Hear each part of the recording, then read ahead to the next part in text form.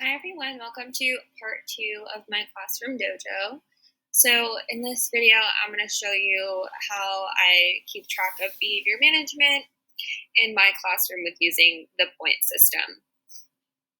So I have my whole class here with individual students and their monsters, and then I have a whole class option. So if I were to do the whole class, I would click on it, and I can give them points for all of these, but if I wanted to go in and edit, I can add a skill, and I can also choose an option for positive points or no points for parents to see. I like to do positive points only for whole group, just because as a whole group, you really want to emphasize teamwork, and it's really hard to take points away from students. So I enjoy using that option so the parents see the positive as a whole class. If I were to do an individual student, however, I would do both positive and needs work feedback. You can add skills for needs work. You can write off task. You can write disruptive, disrespectful. I'm going to go with off task. And then you can use a point system. I'm only going to do -1 point because it's not a very big deal. So every time they're off task, I would click on that.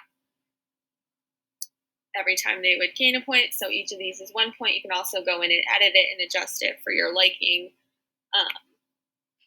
But I try to give my students about 3 to 4 dojo points a day. I always keep this dashboard up on my computer or on my phone, and when you click on it and add a point to someone's name, there's a sound that they can hear, and it kind of just rewards them, and they hear it and they immediately get to on task. So I really like how it's a constant reminder for students.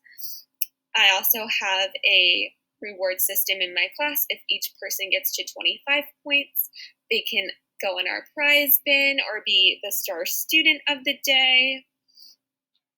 And if the whole class does 25 points in a month, they could have extra recess, a movie day, candy or pizza as a reward.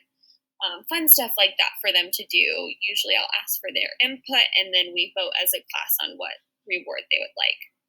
So for portfolios, I can create an activity. The example here is a math worksheet, so I'm going to go with that as well. And then you can write instructions or record it. I have a first grade class, so I really like recording so they can see, especially with virtual learning. I think that's a great option. But for the purpose of this demonstration, I'm just going to write solve all the problems using the making 10 strategy, because that is what we have been working on. And then response is going to be text. It could be drawing, it could be worksheet, you can upload an attachment. I'm just going to put text and then assign to class. So it gets sent out to everyone in the class, and they get a little notification.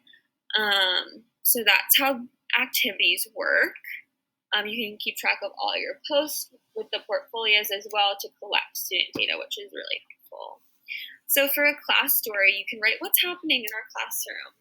It can be as simple as we are doing a Thanksgiving craft today, and just post it so parents can see what's going on, students can know what's going on,